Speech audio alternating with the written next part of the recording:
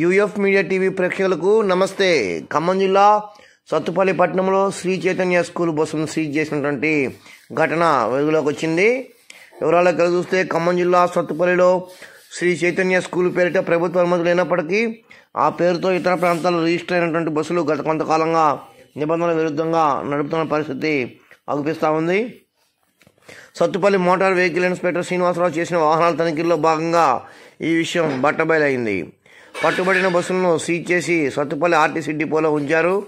సత్తుపల్లిలో శ్రీ చైతన్య పేరిట స్కూల్ లేకపోవడంతో పాటు ఈ బస్సులు రూట్ పర్మిట్ లేకుండా నడుపుతున్నందున సీజ్ చేసి కేసు నమోదు చేయాల్సి వచ్చిందని Sathupalli motor vehicle inspector Srinivasarao మీడియాకు తెలిపారు. సత్తుపల్లిలో గత 5 సంవత్సరాలుగా ప్రభుత్వ గుర్తింపు లేకుండా శ్రీ చైతన్య పేరిట స్కూల్ నడుపుతున్నారు. తల్లిదండ్రులు ప్రజా సంఘాల నుంచి పలుమార్లు ఈ సంస్థపై ఫిర్యాదు అందినప్పటికీ ఎప్పటి వరకు కూడా విద్యాశాఖ అధికారులు చర్యలు తీసుకోవడం లేదనేది చాలామంది అంటున్న పరిస్థితి కూడా అగుపిస్తూ ఉంది. మరి ఎప్పటికైనా విద్యాశాఖ అధికారులు చర్యలు తీసుకుంటారో లేదో మనం వేచి చూడాల్సిన పరిస్థితి ఉన్నది. చూస్తూనే ఉండండి, వింటూనే ఉండండి యూఎఫ్ మీడియా టీవీ. అందరూ లైక్ చేయండి, సబ్స్క్రైబ్ చేయండి, కామెంట్ చేయండి, షేర్ చేయండి, బెల్ ఐకాన్ నొక్కండి.